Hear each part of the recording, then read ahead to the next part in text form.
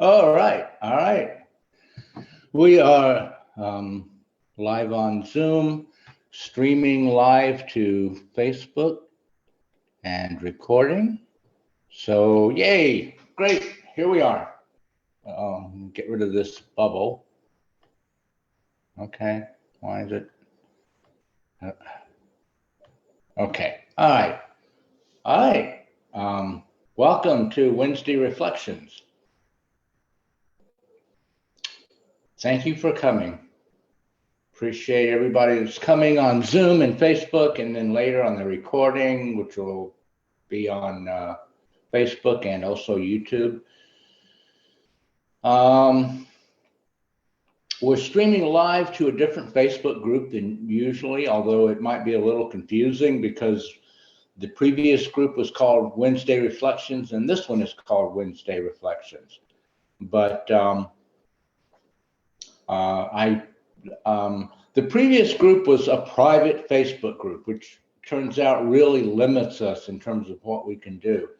So I wanted to make it public, a public group, but I can't take a private group and just, magically make it public. So I have to discontinue the previous group and start a new group. So the new group is called Wednesday Reflections Public. And that's where we're streaming right now.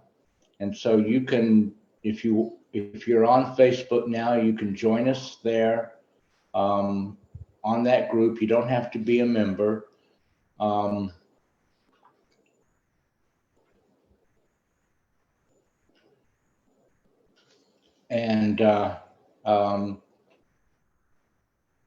If you were a member of the private group, I sent you an invitation to join the public group, and there's also a link there so that you can just click the link and watch us on Facebook Live. So that'll be Wednesday Reflections Public. We'll be Facebook Living to there, as well as being on Zoom, like we are now. And I put the link for Zoom in the Facebook Live, or the Facebook, the Wednesday Reflections Public group right there on the comments for the video. Because, there's like a time delay. If you're watching on Facebook, it's like a time delay. So if you ask a question, and you can ask a question either on Facebook or on Zoom by typing in your question in the chat box. They both have chat boxes. On Zoom, you can turn your microphone on and ask your question directly. And then with Zoom, I'll hear your question as soon as you've asked it, and I'll see it as soon as you've typed it. But if you're on Facebook, it could be several, it's almost a minute delay, I think. And then I'm not always looking at Facebook. So you might ask a question and we've moved on and I have no idea what you're asking about. So, just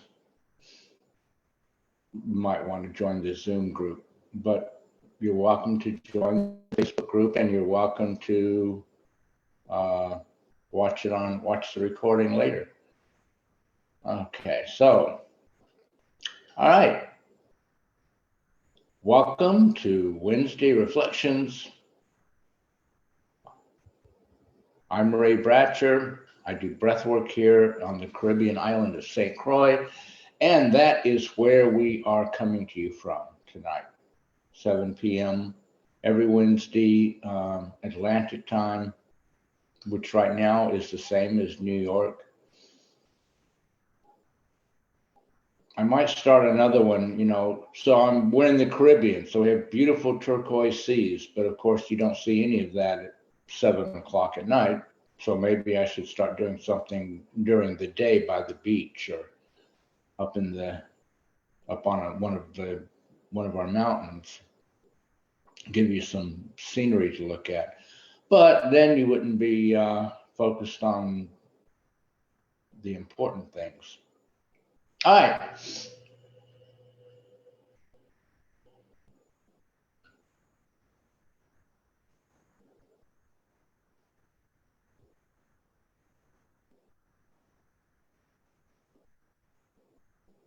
Oh, hang on one second. I'll get something. I'll be right back.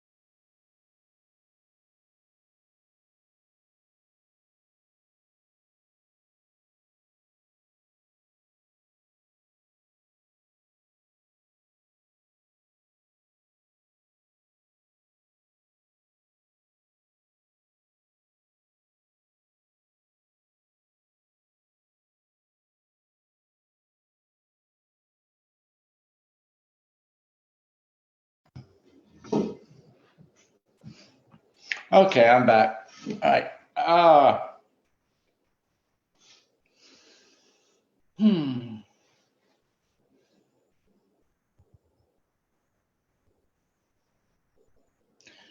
Well, what I'm guided to talk about tonight is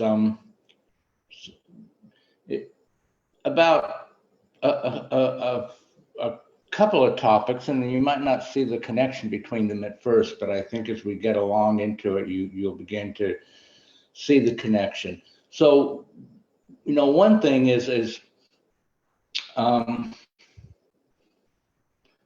I'm always talking about how there's an overlap between self-improvement, personal growth, personal development, and spiritual growth. So basically an overlap between personal growth and spiritual growth, right?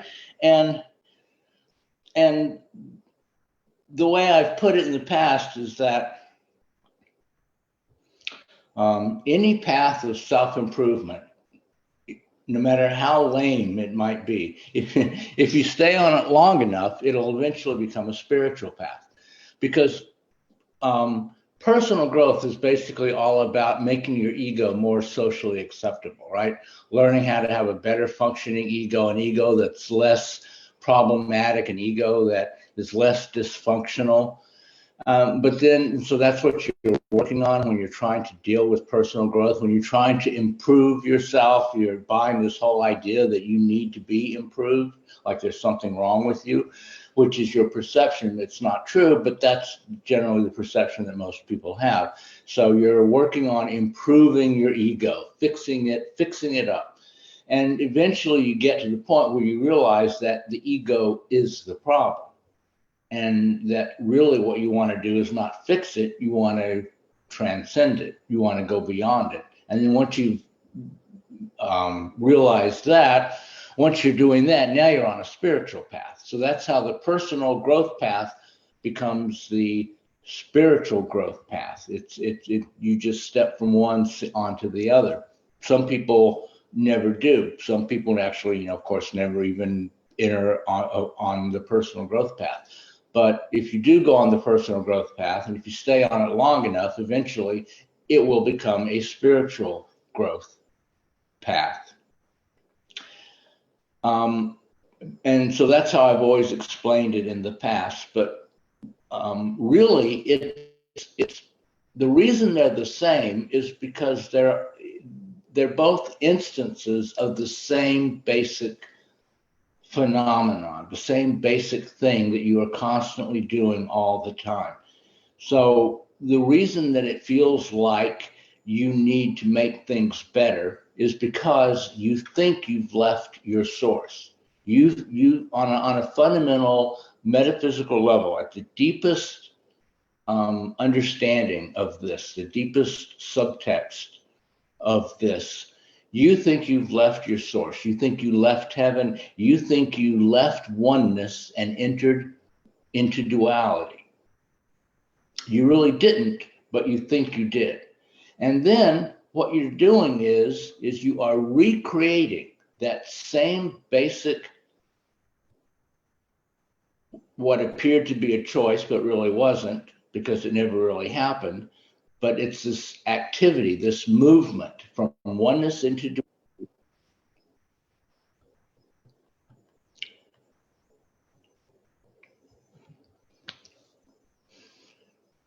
This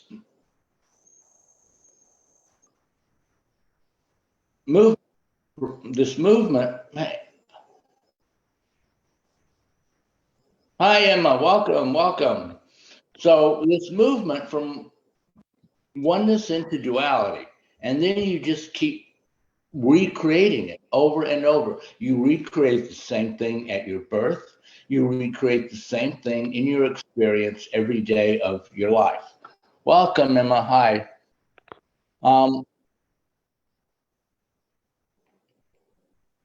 So you recreate. So the original movement out of heaven, out of oneness, and into duality, away from your source, which didn't really happen, but you think it did. In your perception, it did. Then you just keep doing it over and over and over again. You do it.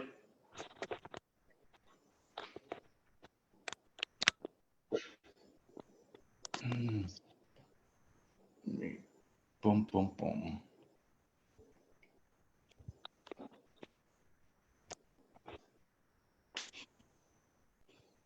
I'm going to mute you because we're getting background noises. Okay. So you recreate it at the moment of birth. Leaving the womb is like leaving heaven. All the thoughts and fears that you had at the moment of separation from God, you recreate at the moment of separation from your mother. And then you recreate it basically every single day of your life, in every experience that you have. Experience after experience after experience, you're constantly recreating this feeling of separation. And you do it because you want to be separated. After all that, you chose to experience separation. Even though you're not really separated, you're experiencing it as if it were real because you believe that it is real and that it is real. And then you hold on to that sense of separation by constantly recreating it in your daily life experiences. That's what grievances are for. That's what judgment is for. That's what resentment is for. It makes you feel separated. You're over and apart from those people that you're judging, that you have a grievance against, that you're resentful about. So you're constantly just recreating this feeling sense so that you can feel separated. So the personal growth path becomes a spiritual growth path, not only because eventually you begin to see through the futility of trying to make your ego better and see that what you really need to do is transcend the ego, but it's also the personal growth path becomes spiritual growth because it's really one path, because it's all the same thing. Your need, your perceived need, you think you need because you think you're not perfect, and because you've never asked to be shown your perfection, right? Because you don't ask to be shown your perfection because you already know that you're imperfect. So you never question it. So you never ask to be shown your perfection. And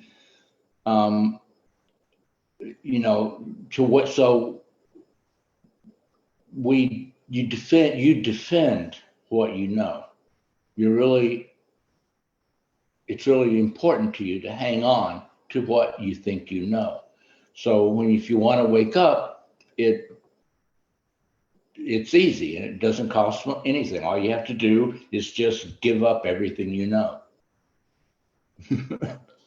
So just It's a low price. Just give up everything you know. And what you know is none of it's true. So really it's valueless. So really you aren't giving up anything. It just seems like you are. It seems like you're giving up everything, but you're not giving up anything of value. So when you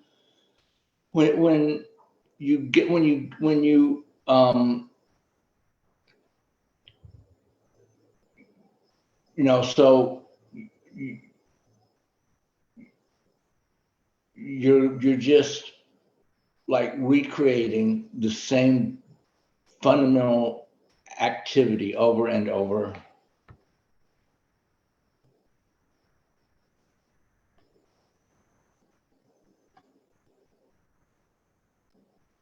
Okay, over and over and over again. And that's why the personal growth path it doesn't just become the spiritual growth path, because you realize the futility of trying to fix the ego and realize you need to transcend it. It's really the same thing. All the things about yourself that you think are imperfect, that you need to fix or improve, all of those things are you just doing, again, the same thing you did when you left oneness, the same thing that you did when you left your mother's womb, the same thing that you did when you got sand kicked in your face at the playground when you were 5 years old. Over and over and over again, you're constantly doing this same basic activity.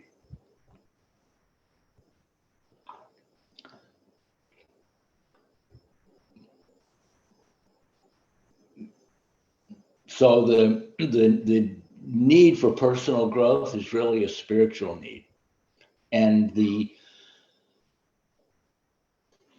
imperfection that you think you see in yourself, that you're trying to fix with personal growth, is only an apparent imperfection, and it's a lie that you're telling yourself in order to keep yourself out of heaven, away from your source, in duality, instead of being one with your source. So you're constantly recreating that. And so that was the first thing I wanted to talk about. And I said that there were two things I wanted to talk about tonight, and there doesn't seem to be a connection, but you'll see the connection later. The second thing I wanted to talk about was lucid dreaming, lucid dreams. So if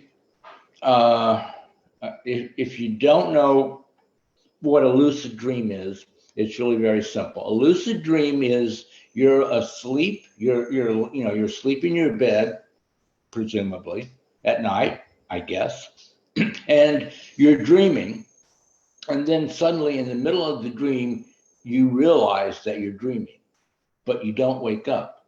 The dream keeps going. You're asleep, you're dreaming, but now you know you're dreaming. So at first you're dreaming and you don't know you're dreaming, and then something happens and suddenly you know you're dreaming, but you keep dreaming. You don't wake up. So you just keep on dreaming, but now you know you're dreaming. And they're not like super common, but they're not like super rare either. Lots of people have had them, and I've had a few. And so I've read about them, and so there's a lucid dream that I wanted to talk about because of what realizations I came to because of this dream, actually for the most part within the dream, maybe some of them later, which I've never seen anyone mention. When you read accounts about lucid dreams, I've never seen anyone talk about this. And I'm pretty sure other people who have had lucid dreams also had this experience, but maybe they didn't notice it because this isn't, most people with lucid dreams, they like to talk about how they could, go fly, they could fly, or they could do this, or it's like kind of what's entertaining about it. So they're not like, looking for the same kinds of things that I'm looking for. They're not sensitive to the aspects of consciousness and waking up that are important to me. So maybe that's why I noticed this and other people who have had lucid dreams didn't, at least not so far as anything I've read. So let me kind of, I don't want to go through the whole every gory detail of the lucid dream. So I'll just kind of thumbnail it for you. So in this dream, I have this paper, some kind of official paper that I'm supposed to deliver to some lawyer's office in Colorado. And I'm on the East Coast someplace, the East Coast of the US. And I've got this important paper and I have to get it delivered to this lawyer's office. And I can't figure out how to get it there. And so I'm asking everybody, how do I do this? How do I get this paper there? And no one cares. I can't get anybody to help. Everybody is, they're just saying they don't know. It's not just that they don't know, it's that they're completely indifferent. They could care less. They don't seem to realize how important it is that I get this paper delivered. They don't share my sense of urgency about this. They're like completely, they don't care. And that is making me get really irritated and frustrated. And I just can't understand why nobody else seems to grasp the gravity and the importance of this quest that I've been assigned, right? And so I'm sitting there trying to figure out what to do. And then suddenly I remember that the back wall of my bedroom closet of my childhood home teleports, and I can just walk through the back wall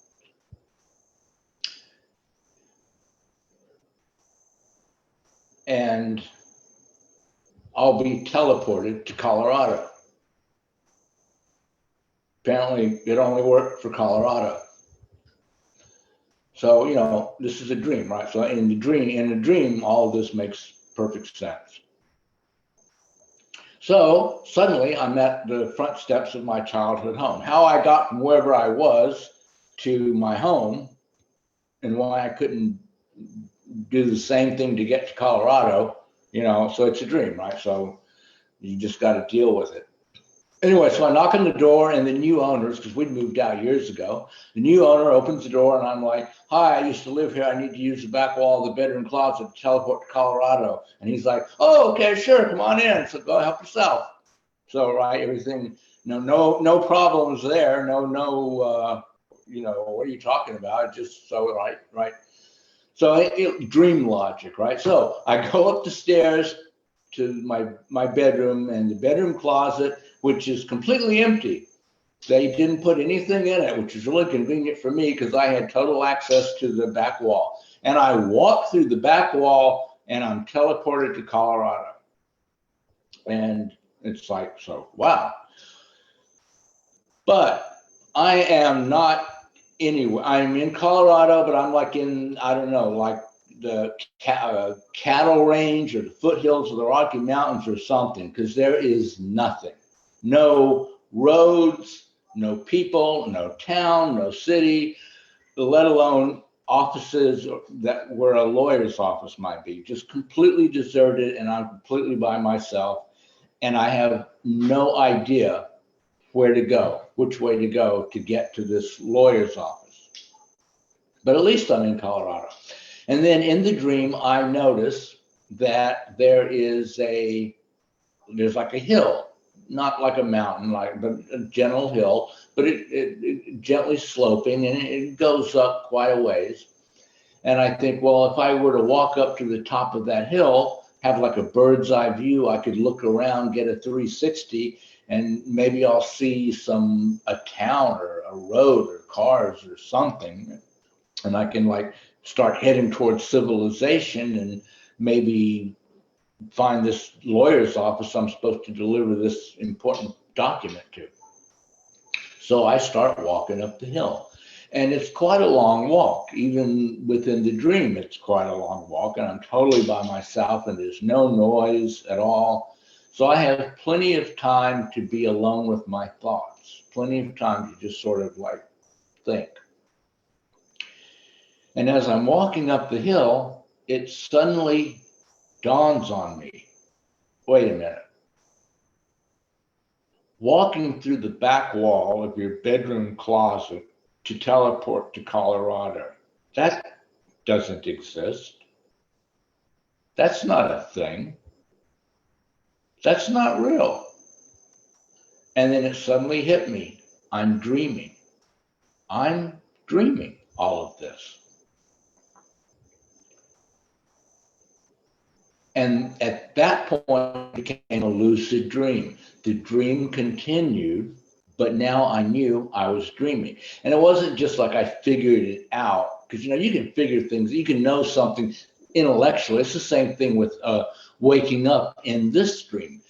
A lot of times people confuse understanding the concept of oneness versus duality, non-duality. The concepts of Course in Miracles, like an intellectual understanding, which is not the same thing as actually waking up. So I did not only just figure out that I was dreaming, I actually became awake within the dream. I knew that I was dreaming. And so, what do I mean by that? So that's like one of the things that I was talking about, where I never see anybody comment on this when they write about lucid dreams. But to me, this is one of the major factors. As soon as I woke up, I realized how completely unimportant it was to get this paper delivered to this lawyer's office. Maybe not like totally unimportant, but not this urgent quest that where I was, hysterically running around like a chicken with its head cut off, getting irritated and frustrated at everyone for not realizing how urgent this was and being so, uncaring about it or indifferent. And not just because like I knew it was a dream. So it doesn't matter because it's only a dream. Even within, because remember, the dream kept going. And even within the context of the dream, it wasn't all that important. And the reason that happened is because once I woke up, I had access to more of my consciousness. If you think of the guy asleep in the bed, dreaming all of this, and you think of me as the little dream character running around, going to his childhood home, going up into his bedroom closet, teleporting to Colorado, trying to get help from people and getting frustrated because nobody seemed to realize how important it was that this paper get delivered to Colorado.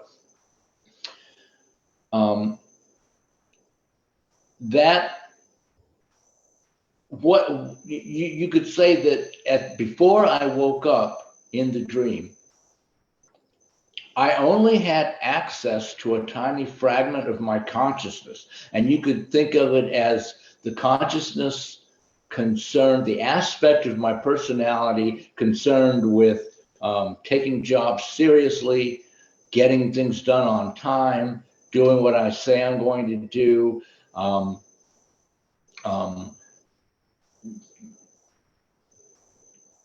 accomplishing assigned tasks, right?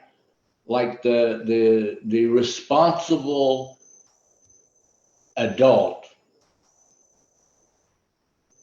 that you can ask them to do something and it will get done. They will take it seriously. They will accord to it the importance that it deserves and get it done for you. So that tiny fragment of my overall consciousness is very focused on getting the paper to Colorado. And that was the sum total of its existence. It had no purpose for existing other than getting that job done, right? But as soon as I woke up within the dream, not that I woke up, but I realized that I was dreaming, then I had access to much more of my consciousness. I was like getting access to, maybe 100% of the consciousness of the guy asleep in the bed. So like the little myopic, obsessive compulsive aspect of consciousness that was like really focused on getting this thing done. And was only like a fraction of my consciousness. But then once I woke up inside the dream and knew that I was dreaming, now I have access to maybe all of my consciousness. And within, when the whole consciousness looked at it, it realized, this actually, it's not that important. I don't need to be freaking out about this. I can get this done, but it's not like the world is going to end if I don't do it in the next 15 minutes. And so I don't need to be running around like a chicken with his head cut off, getting all hysterical and getting irritated and frustrated at people for not realizing how important this is. So I've never seen anybody writing about lucid dreams who talks about the difference in the dream character's consciousness before they wake up or become lucid, before the dream. I don't want to say wake up because now you don't know if I'm talking about waking up in this dream or waking up in the lucid dream, or did I wake up? I thought you said the lucid dream keeps going, but now you know it's a dream. So I want to say when it became lucid. So I'm in the dream and I'm dreaming and I don't know I'm dreaming, and I have access to a fraction of my overall consciousness. And then as soon as I knew I was dreaming, now all of a sudden I have access to apparently all of my consciousness. And I've never seen anybody talk about the difference. And within the dream, it occurred to me to wonder, well, do I have access to all of my consciousness? A couple of minutes ago, I thought I had access to all of my consciousness then, and clearly I did not. It seemed like I was a total human being when I was running around frantic about this paper that needed to be delivered. Then after the dream became lucid, I realized that I was actually only operating on like one cylinder. Now I've got 16. So before, it felt like I was a total being. It felt like I had access to my total consciousness. So now I know that wasn't true. And now it feels like I have access to my total consciousness. But how do I know I do?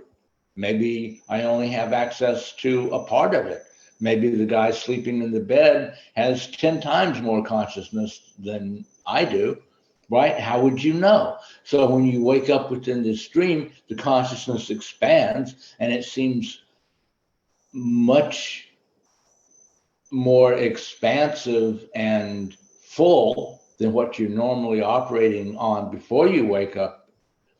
But how do you know it's all there is? So you shouldn't assume that there's no more to go. There might be further to go. It feels like, totally complete. How could there be more? But that was the same thing in the lucid dream. It felt totally complete when I was obsessed with this document. And then when I became lucid within the dream, I realized what a fraction of consciousness I was operating on it, right? And so then I'm thinking, well, now I've got the full picture. But even within the dream, I'm thinking, yeah, how do I know though? How do I know for sure? It felt like the full picture. It felt like I was running on all 16 cylinders, a couple of minutes ago. Now I realize I wasn't. Maybe I'm still not. Maybe there's a lot further to go. So that was one aspect that the change in the consciousness, your consciousness as the dream character before you know you're dreaming compared to what it's like after you know you're dreaming. And yeah, so I've never seen anybody talk about that. So, and the other thing is, so I'm walking up this hill and I realize I'm dreaming, and suddenly there's a woman there. So the place was totally deserted, but now there's a woman there, and we start talking, but we didn't really say a whole lot before. In the dream, I had the thought, maybe I should tell her this is a dream, and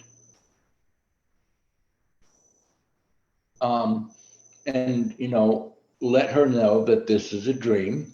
And then what would happen? How would that affect the dream? What would change about the dream? And I'm thinking to myself, in the dream, she's not really there. That's a dream character that I put there in my dream. So this is actually me. This woman in the dream is another aspect of my consciousness. And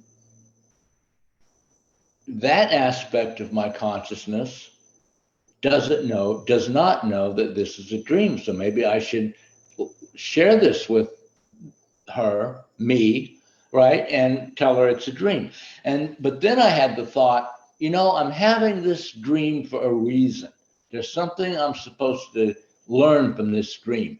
So if I mess it up by telling the other dream characters that it's a dream, it might mess up, it'll go a different direction, and I won't get the lesson or the information that I was supposed to get, or maybe it would just become so chaotic I'd wake up, it would just wake me up and I wouldn't get to finish the dream. So if I'm having this dream, it must be for a reason, and so I don't want to mess it up, so I'm not going to tell this woman that it's a dream. And so I didn't, and the dream continued more, apparently it seemed to continue according to script. But now think about that. I mean, isn't that convenient for the dream script? The dream script kept going. It was like I did not have free will to choose to alter the dream script. It seemed like I had free will. It seemed like I freely chose not to mess up the dream. But what if there was nothing free about that choice at all? What if the dream script was going to keep going according to plan no matter what?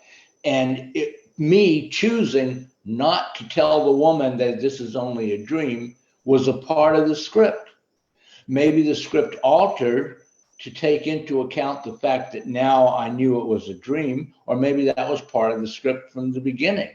But either way, once I knew it was a dream, the dream script said, Ray does not tell the woman that it's a dream, so that the dream can continue to go according to the original plan, according to the script, right? So it seemed like I was making a choice. I choose not to tell this woman in my dream that this is a dream, because I don't want to mess up the dream, because I want to see where this goes.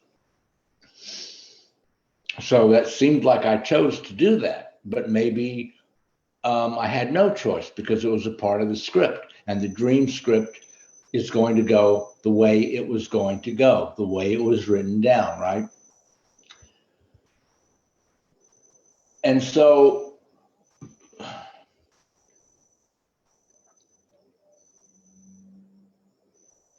just to not keep you in suspense, somewhere after this point, I woke up.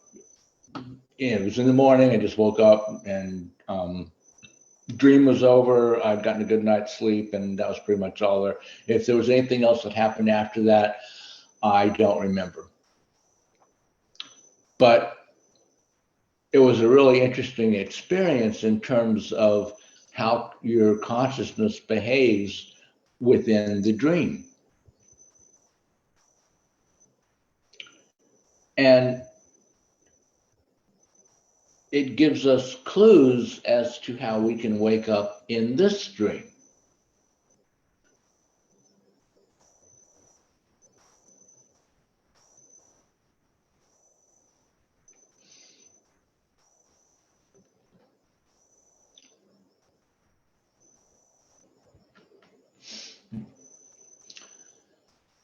So one of the clues is the reason I woke up within the lucid dream is because I had time to think about the fact that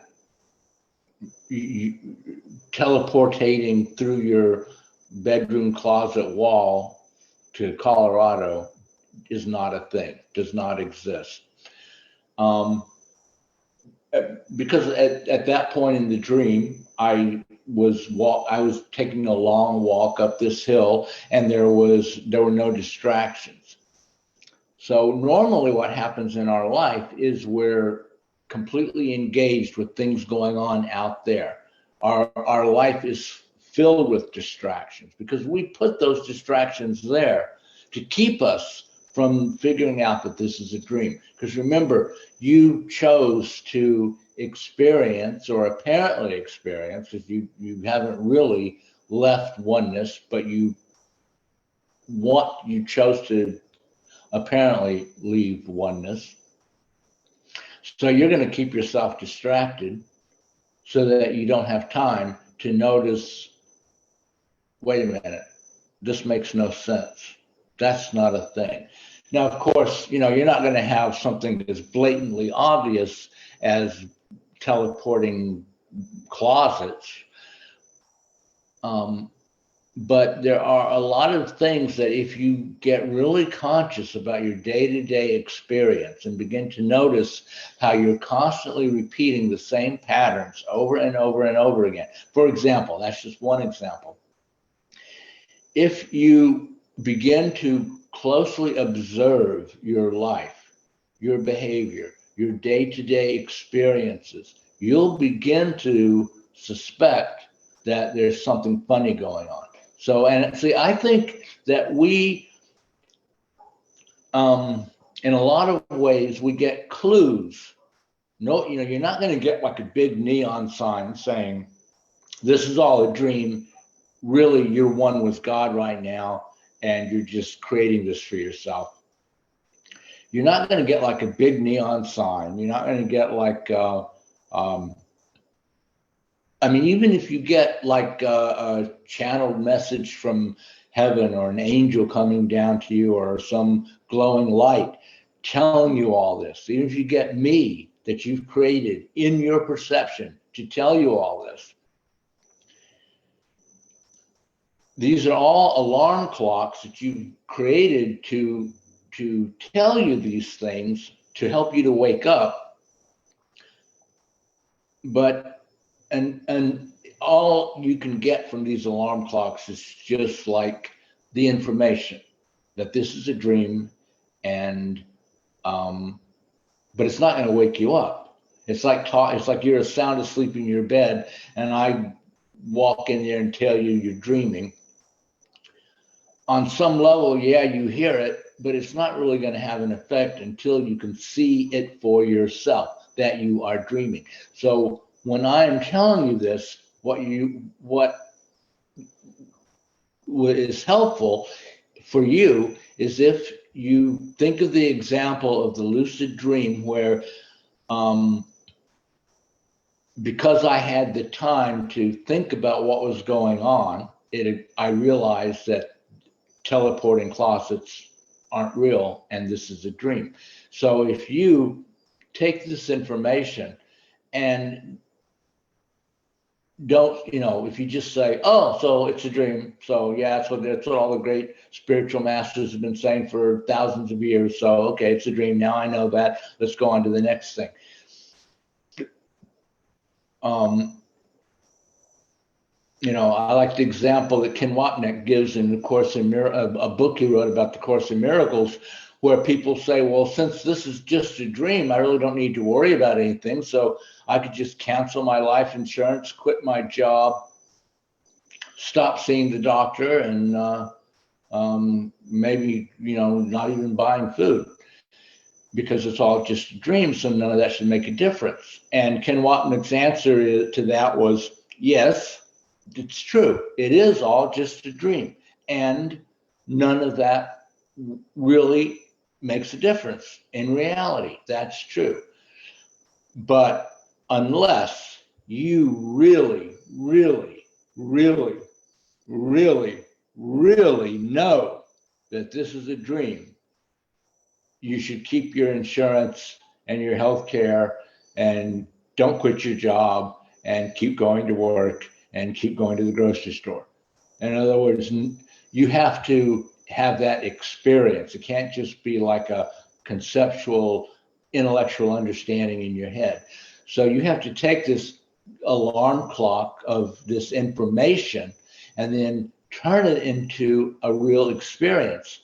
And like a model for that, because we get clues, lucid dreams, if you just think of it as a parallel, your dreams at night are a parallel to your dreams here in this apparent reality. You seem to be in this world, but it's not real. It's a dream. And you have a model for that, a parallel for that in your dreams at night. And you can take the lessons, like the dreams at night are like a little clue. Hey, you're dreaming. Just like what's happening here at night, you're doing the same thing during the day. That's what it's telling you. And then with the lucid dream, what it's telling you, or at least what it told me, and now I'm sharing it with you, is you can realize that it's possible to realize that you are dreaming, even though the dream keeps going. It is possible for the dream to become lucid. And one of the ways that happens is when you begin to notice things in the dream world and you look at them closely enough that you realize this doesn't really make sense, right? This does not really make sense. There's something not quite right about this. So you make an effort not to be distracted. Like in the dream, when I was being distracted by all these people who didn't seem to understand how important this was, and I was getting irritated. That's a distraction. I was getting frustrated. That's a distraction. I was getting confused. Why don't they understand? How can they not understand? That's a distraction. It kept me focused on stuff going on out there. As soon as the dream moved to the place where I was completely alone and there were no distractions, I was able to come to the realization that this makes no sense. This is not a thing. This doesn't exist. This can't be real. And the same thing can happen with you in your day-to-day life. If you quit getting sucked into the distractions of people who irritate you, people who don't do what they're supposed to do, grievances, resentments, all that stuff, and just, I'm not saying like go move to a cave in the Himalayas. I mean, your life will continue. You will continue to have irritating, upsetting, frustrating interactions and experiences, but it doesn't have to be 100% of your time. It doesn't have to occupy you 100% of the time. You can set aside some time to get quiet and go within, and not just like in a morning meditation, but as you're going about your day, being annoyed, being irritated, being frustrated, have a part of your consciousness stepping back into observer mode, and just watch. And if you just watch what's going on, eventually you'll begin to suspect that this isn't a thing. This doesn't exist. This makes no sense. It may not be a teleporting closet, but it will be, you'll have some distance between you and your experience that will allow you to begin to see that there is some unreality going on here.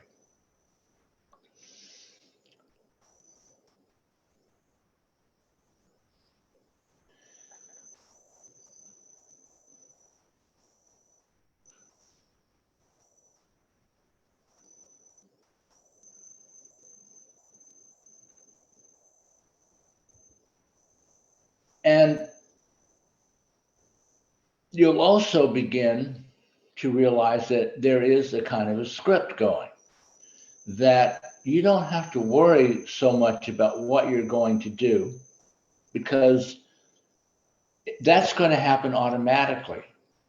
You're just kind of going along with the flow. And these people that appear to arise in your perception, you put them there. They are aspects of your own consciousness. They are you, basically. And you, just like in the lucid dream, I put that woman there. I put all the people in my dream. Before it became lucid, I was getting irritated at people because they didn't seem to understand how important this paper was. But after it became lucid, and so I didn't know that they were me. I didn't know that I put them all there. And why did I put them there? I put them there to make me get irritated and frustrated, to show me something within myself that I needed to look at. And that's what you do. That's what we all do in our daily life.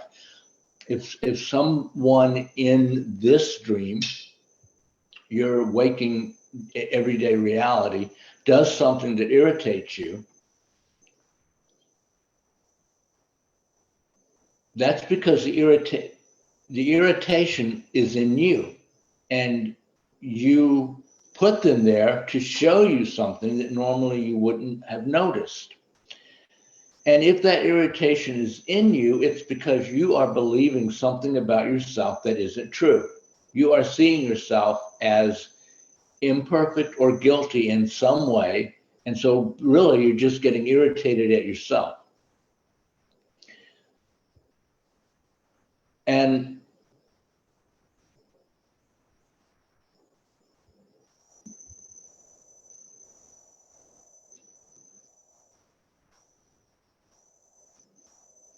so that's why we're always grateful when someone annoys us or irritates us, or treats us unfairly. It's like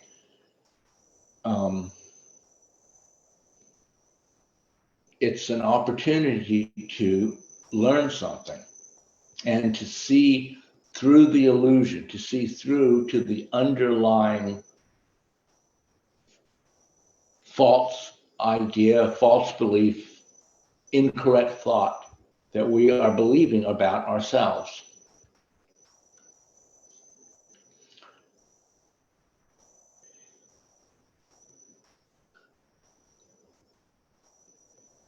And one thing that makes this really hard for people to be able to work with is that we kind of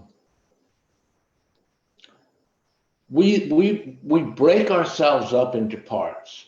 We think of ourselves as like having thoughts, breathing a certain way, having emotions, feelings, which could be like physical feelings in the body or emotional feelings in the body.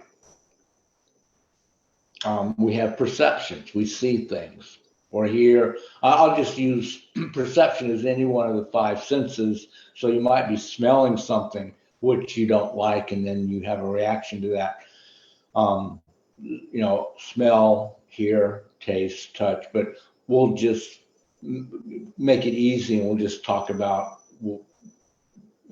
seeing. So you have a perception, you see something, and then you have a judgmental thought about what you see. And then you have a mental narrative, thoughts about why this is wrong, why you are justified in being judgmental against what you saw. And then you have a feeling, an emotional feeling, which is always going to be felt somewhere in your body in a particular place, and it will have a particular feeling to it. And then it might also show up as an actual physical sensation. And most people never really get past the mental narrative about it. They don't feel it in their body. They don't notice how their breathing is changing, because we split ourselves up. We think of our thoughts are one thing, our emotions are something else, our physical body is something else, our breathing is another thing entirely. But if you think about it, like, if you go to the grocery store to go shopping, do you leave your emotions at home? Is your body walking on the beach while you're in the grocery store shopping? Like, it all goes together, right? Wherever you are, all of that is. And it's just like in the lucid dream. In the lucid dream, when I was walking up that hill, or when I was running around hysterically trying to find out how to get this paper delivered, talking to a bunch of people who were irritating me because they didn't care, all of me was there. It felt like all of me was there, right? All of me was apparently there. My body was there. My thoughts were there. My emotions were there. The sensations of irritation were there. All of that appeared to be there. But in reality, none of it was there, was it? Because it wasn't real. It was a dream. None of that was there. Actually, all of that was there, apparently, but it was all made out of dream stuff. The thoughts were made of dream stuff. My body was made of dream stuff. My emotions were made of dream stuff. The energy sensations in my body, depending on what was happening and what I was reacting to, was made of dream stuff. But it was all together. It wasn't like the dream thoughts were taking place over here and the dream body was feeling stuff over there. It was all together. And so even though we like to break, you see, the reason you break yourself apart into pieces, the reason you don't feel the energetic sensations in your body that arise when you make something wrong, when you perceive something arising, you put someone in,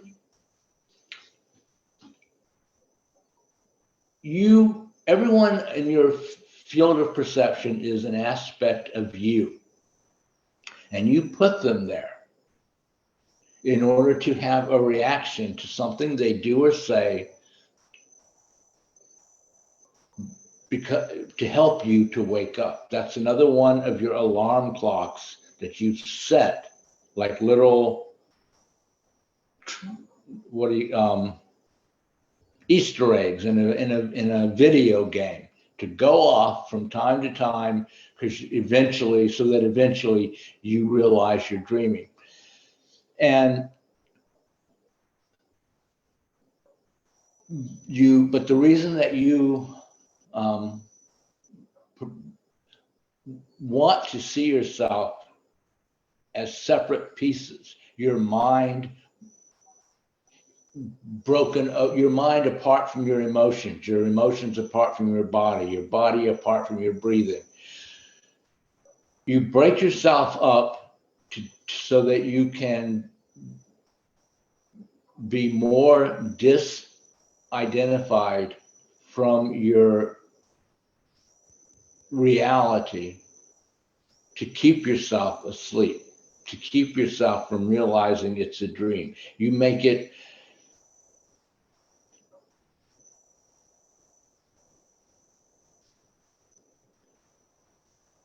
harder or to wake up, more likely that you will stay asleep by breaking it up into bits and pieces. So if you just keep that in the back of your mind, and as you go through your life, you look for, just like, keep a part of your consciousness, no matter what's going on, sort of like in the back, witnessing, observing, just watching your life, and keep it all together. Don't break it up into separate parts. So you observe someone doing something that you don't like. So that's a thought. That's a story in the head. What's happening with your breathing while that's happening? You might notice that your breathing is getting short. It's not deep and relaxed. Your physiological state is changing in accordance with your thoughts about what you're perceiving.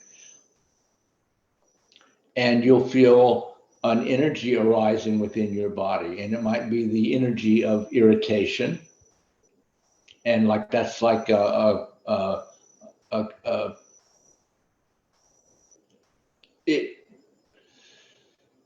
it's an emotion, but it's not a direct emotion. It's really a compact. It's composed of more than one emotion, and to really get into it, you need to like really feel it and get into it. And then it also shows up as a physical energetic sensation in your body. And the energy in your body, if you don't, you can feel it. You can feel what it is doing, so long as you're not allowing yourself to be distracted and break yourself up into all different parts and pieces. And if you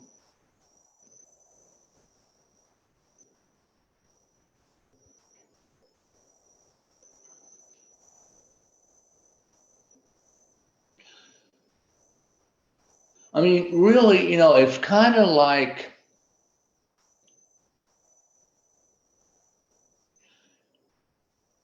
you are dreaming and you're setting things up to wake you up, and they can wake you up if you're really conscious about what's going on.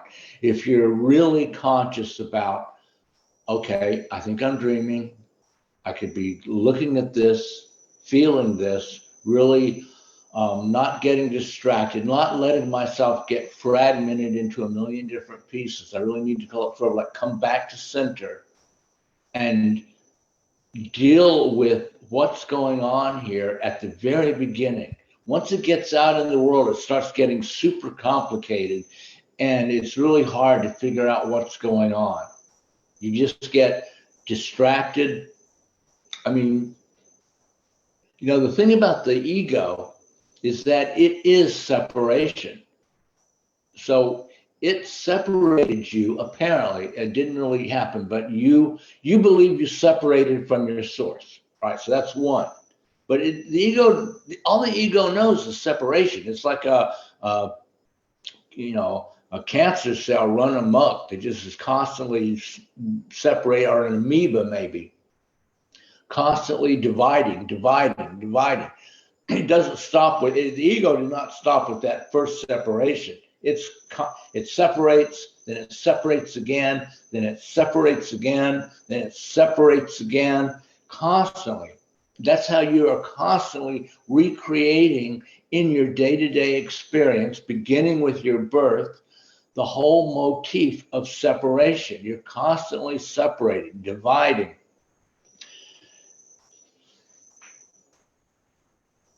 And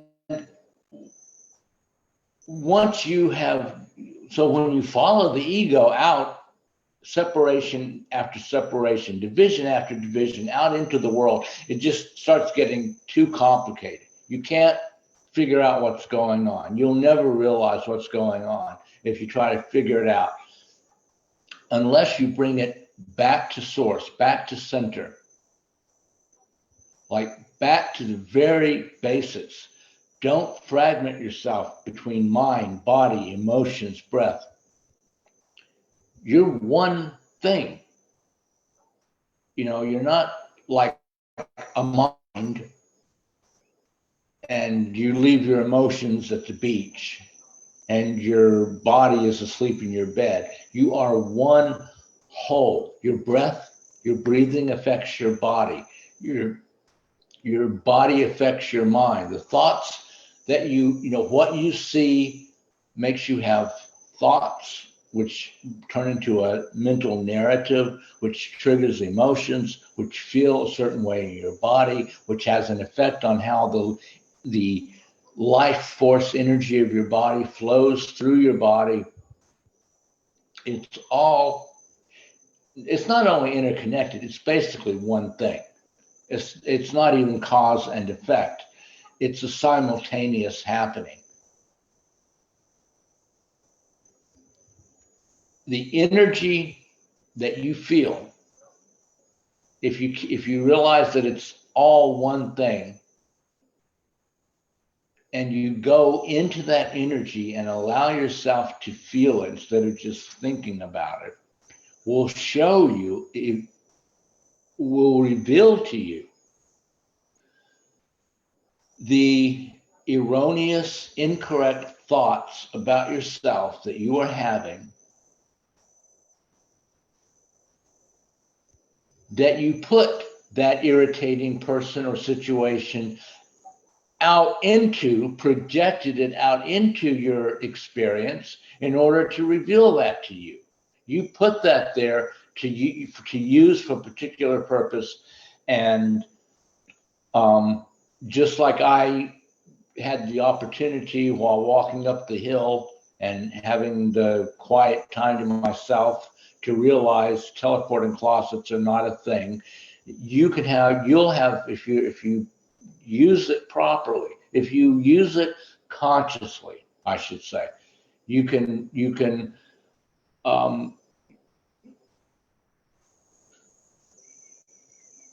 use that. You can be grateful to the person or situation that you put there, because they're you. They are, and just like that woman in my dream was me. And just like all of the people in your dream, when you're asleep at night, they're you. It's not like if you're dreaming at night and you have you're 50 years old, but you're having a dream about your mother when you were 6. It's not like your mother from when you were 6 teleported into your brain while you were laying there, right? That's you. And it's showing up as your mother in your dream. Everybody that shows up in your dream is you. And you put them there to reveal something to you. But you're never going to be able to take advantage of that opportunity until and unless you, first of all, realize that's what's going on. And then second of all, put some conscious intent into how you're going to use that. Okay, I put this person here to reveal something to me. The most efficient way to figure out, because that's exactly the point. You're never going to figure it out. The most efficient way to realize what it is they're trying to reveal to you, or what it is you really want to reveal to yourself, is don't try to figure it out, because then you've broken yourself apart. You're a mind, and you're leaving out the body and the emotions and the breath and the soul and the spirit. The most efficient way is to keep the separation and the division down to a minimum. Bring everything back home. Realize that you are one holistic whole: mind, body, emotions, breath, energy, sensation. All of that is one thing. So you use all of it as one thing to delve in deeply into what is going on. What is it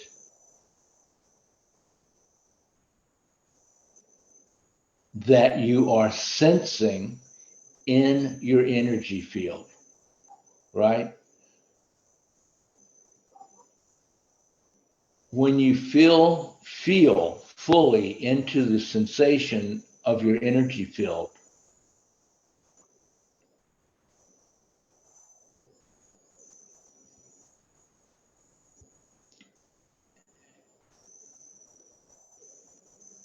it will reveal to you the source of that arising sensation, which is always going to be a kind of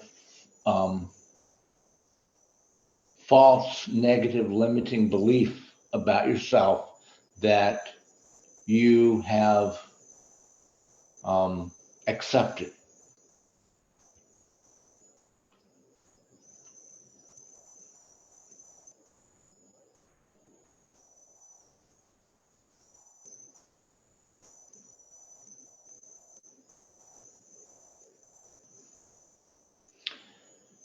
And that is how you can turn this dream into a lucid dream.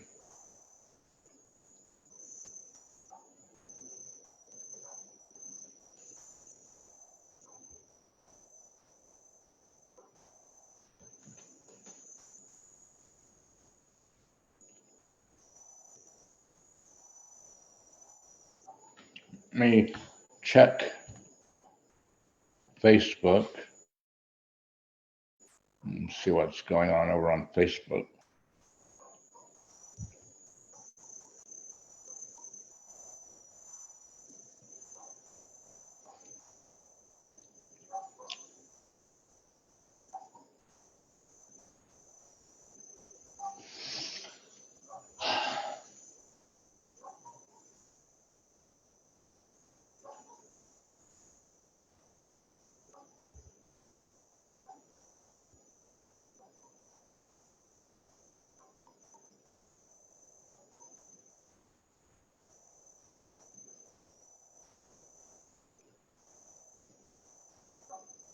So I don't really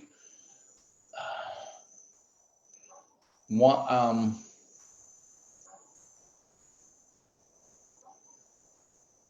want to get too much more deeply into this until there are some questions, because I'm just going to lose people, and I want people to be able to keep up. So I want there to be questions. So for like next week, you can come to the you could come to the Wednesday reflections. And remember, I say Wednesday. Eventually, I'm going to discontinue the previous group. I don't know, take it offline or delete it or something. There's some videos and comments up there that people probably want to keep. So probably I'll just like stop going to it or whatever. But if you go to Wednesday reflections and then in parentheses it says public, you can join us there. And if you have a question, you can type a question in there. And between now and next week, and I'll look over the questions and try to answer all of them. Or you could email me your question, and I'll try to answer your questions there.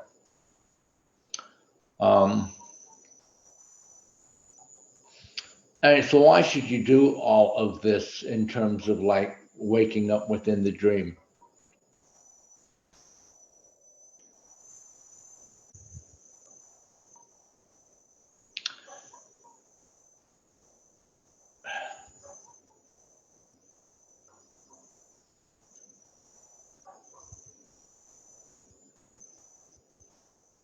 Eckhart Tolle, Eckhart Tolle says something like 95% of all human suffering we created ourselves, for ourselves. I think the number was 95%. And I think he's kind of being a little too conservative. It's probably more like 98 or 99% of all suffering that you suffer, you create for yourself, and just everything that I was talking about tonight is the activity of how you create your own suffering. It's the activity of continually recreating every day of your existence the original act of appearing to separate from source, appearing to leave oneness, and appearing to go into two-ness, appearing to go into duality. And so you just, I mean, thousands of lifetimes, billions of years, over and over and over and over. You have done this, you have trillions of times. And on some level, you are getting sick of it.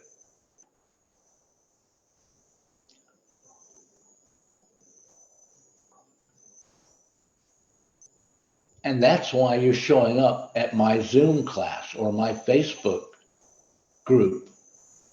Because on some level, you're like, been there, done that.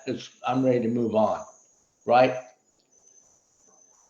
If you could feel, we forget everything at birth. And there's a reason for that. Because if it wasn't for that veil of forgetfulness, if you could feel how many millions of times you have reenacted this same stupid scenario over and over and over again, you would probably gnaw your fingers off.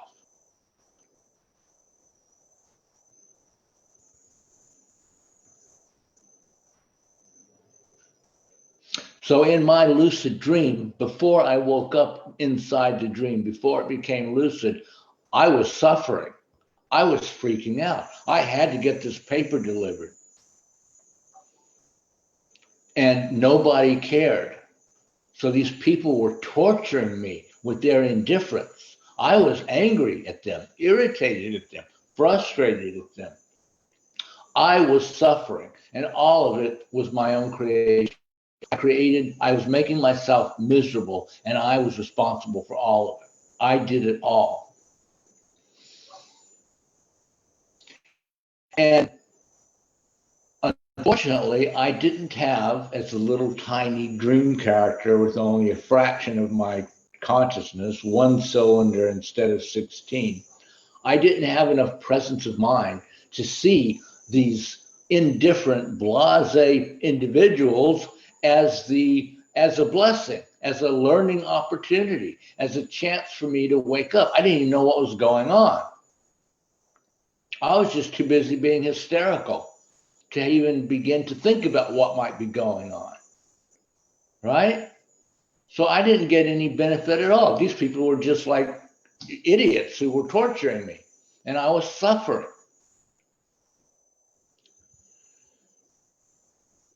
Is that how you run around in your life?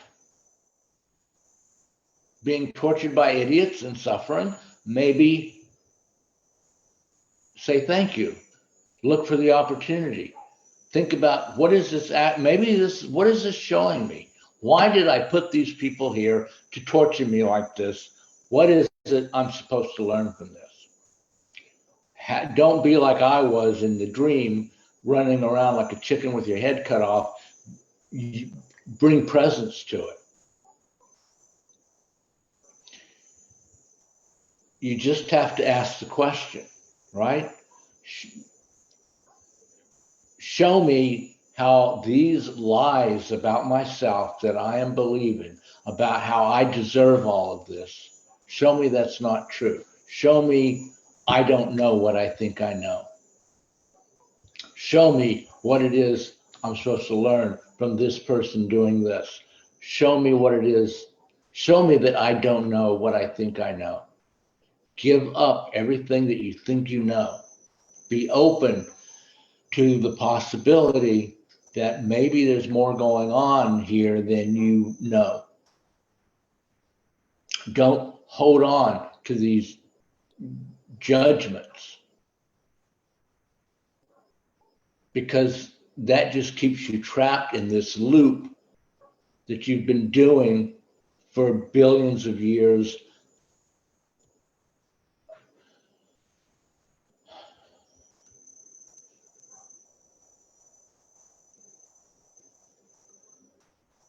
All right, enough of that. We'll close with a breathing meditation. We'll do a short one. We're going to do 20 connected breaths. 20 connected breaths is really 5 breaths, but you repeat it 4 times for a total of 20. You breathe in and out through the nose. We don't use the mouth, we just use the nose. The first 4 breaths are fast. You focus on the speed. You focus on keeping the breaths connected. So what do I mean by connected? We connect the inhale to the exhale without pausing. There's no gap or pause or space between the inhale and the exhale. And then again, there's no gap or pause or space between the exhale and the next inhale. So you're breathing continuously. The inhale connected to the exhale without gap or pause. The exhale becomes the inhale. So you inhale through your nose. At the top of the inhale, you immediately just relax and let the exhale fall out. As soon as the exhale is complete, you don't like take a pause. You immediately take in the next inhale. So think of it as a circle, one continuous breath. It's not in, out, or 1, 2, or 1, 2, 3, 4. It's just one breath. So the first 4 breaths, you are breathing fast. I mean, I used to say breathe as fast as you can, but then I would get these extreme sports people who would basically try to kill themselves. So it's not like as fast as is humanly possible, but with alacrity, faster than you would normally be breathing sitting in a chair. And then the 5th breath, you don't focus on the speed or the connectedness so much. It's still connected, but it's a deep breath.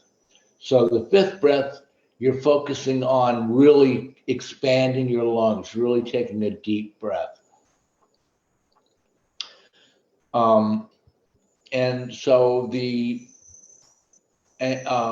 you do that 4 fast breaths, 1 5th breath.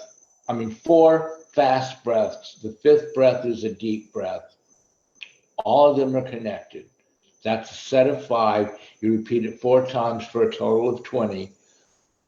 Warning, don't pause between sets of 5. People have a tendency to do that. Your first breath should be connected all the way to the 20th breath. There's no pausing. We break it up into sets of 5 because it's easy to keep track of that way. Because when you do this, especially if you've never done it before, you may find that you lose track and you get the energy begins to move through you so powerfully, you have no idea which breath you're on. So what you do is 1, 2, 3, 4, 5, which is the deep one, stick out your thumb or finger. 1, 2, 3, 4, 5, 1, 2, 3, 4, 5, 1, 2, 3, 4, 5.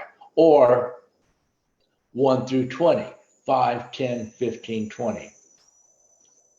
Every multiple of 5 is the deep breath. The 5th breath is deep, the 10th breath is the deep one, 15th is deep, the 20th final breath is the deep. So when you have 4 fingers sticking out, you're done. You've done 20. So that makes it, that helps you not lose track of where you are.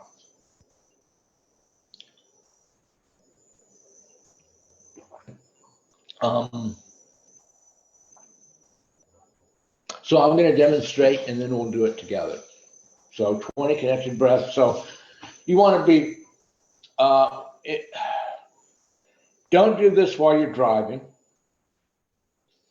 You should be like, be safe. Be in a chair with a back. Don't be like on a stool that if you get dizzy and fall over and hurt yourself.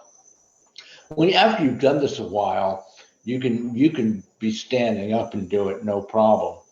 But like when you're first learning how to do it, we always recommend like having a safe place, like a chair with arms and a back so that you can't get hurt. Do it on your couch, do it on your bed. Um, um, that way, if you fall over, you're on the couch or you're on your bed. And yeah, you can do it lying down in your bed. And sometimes I like to do it to help me fall asleep at night. But when you're learning, like you want to stay alert while you're learning something. So if you're in your bed, sit up and do it sitting up, and then after you're done, you can always lay down. And then eventually you can do the whole thing laying down. But that's when if you're first learning how to do it, be sitting. So it's breathing in and out. Oh,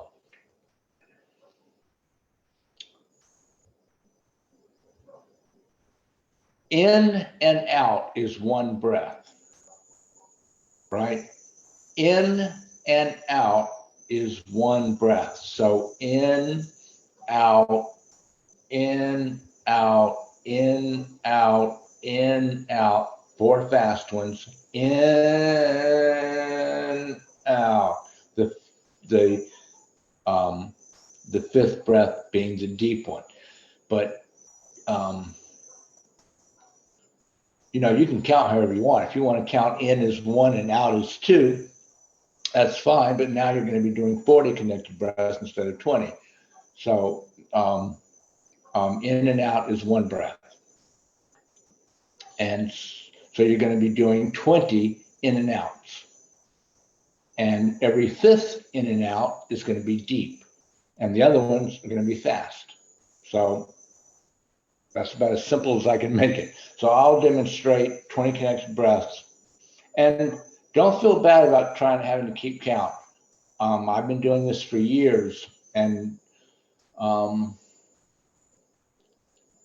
usually use my fingers because if I don't, not every time, but a lot of times, I will lose track. But it's up to you. So 20 connected breaths.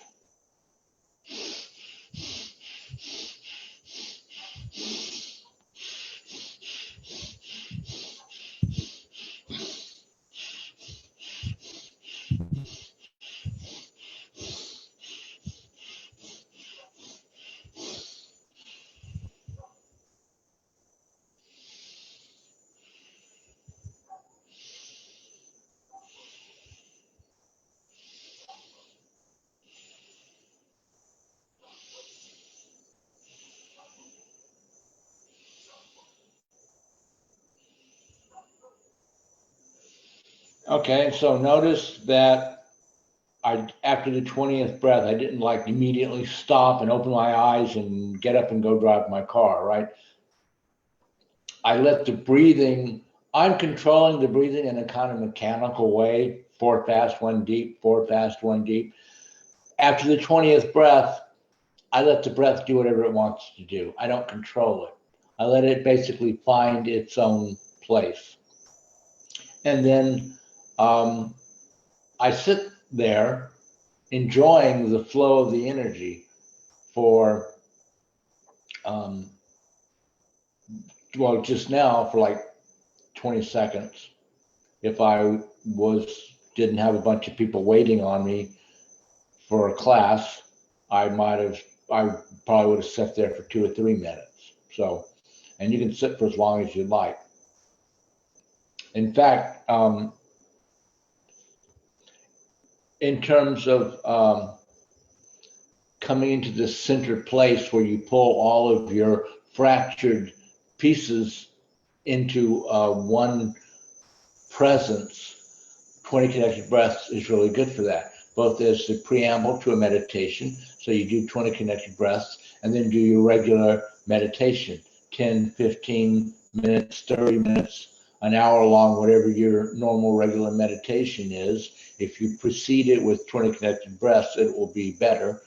And as you're going about your day and you bring your consciousness, have a part of your consciousness in the observer mode so that you're watching what's going on, so that you begin to realize this isn't a thing. This makes no sense. This isn't real. I must be dreaming.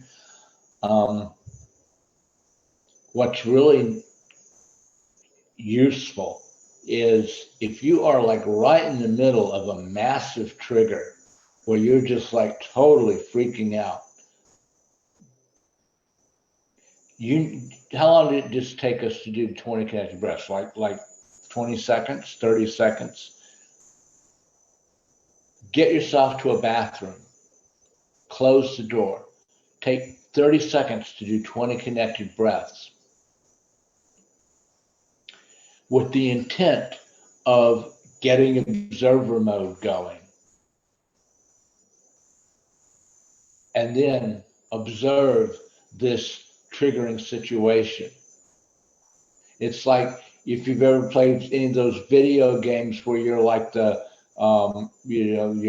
you get the energy pack, so your character has more, can last longer. So this is like the energy pack of this video game of daily living. You can use it to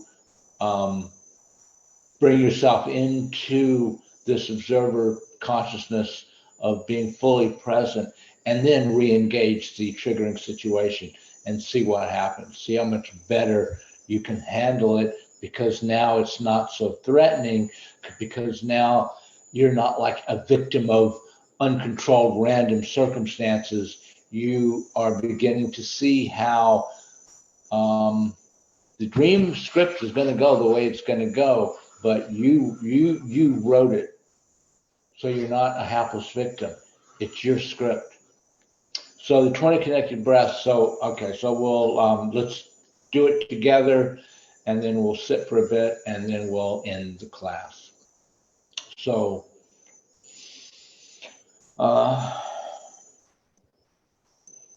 we'll get ready to go. 20 connected and begin. Oh, don't worry about matching me. Everybody breathes differently. So breathe fast for you and deep for you. You don't have to match me. You don't have to match anybody. And we'll begin.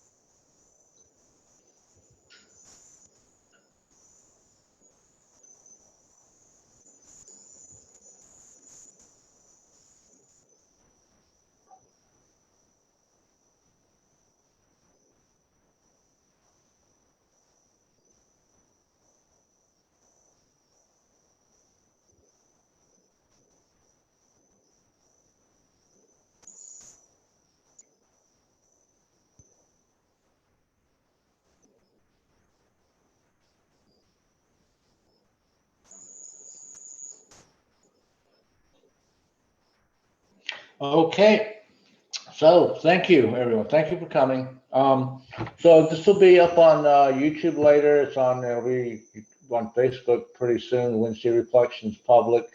You can find me on Ray Bratcher Facebook. Wednesday Reflections is a group. Sacred Breath VI is another Facebook page for my Sacred Breath work. I'm on Instagram, and WordPress is Gateway to Sacred Breath, Gateway to Freedom. So all of those are ways of finding me, so that you can either email me or text me, or put a comment in one of the Facebook pages, or a direct message with Instagram or Facebook. Anyway, if you have a question, so if you want to get your question answered next week, you could have some time to think about you know like you're kind of on the spot here. But if you have a week to think about it, you might. Those are all. You could ask me any question, and I'll try to answer them as best as I can. YouTube, Instagram and YouTube are both Breathe Only Love. Breathe Only Love.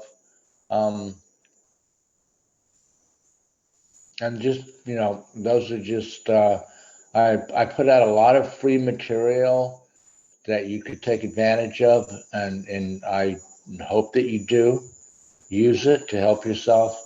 And it's also different ways of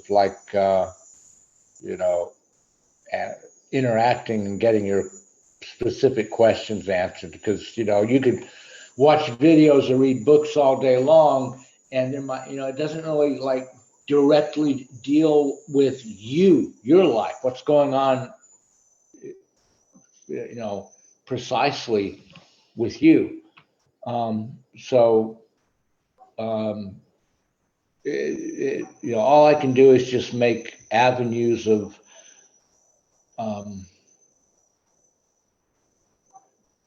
contact available,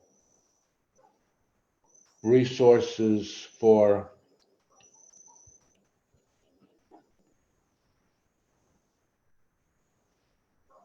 approach, ways of approach, and then it's up to you to use them. So let me take one last look at Facebook.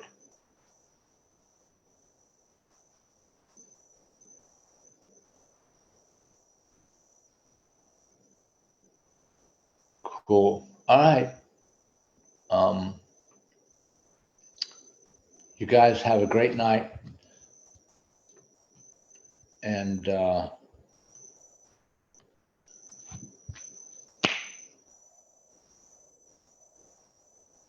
see you next Wednesday.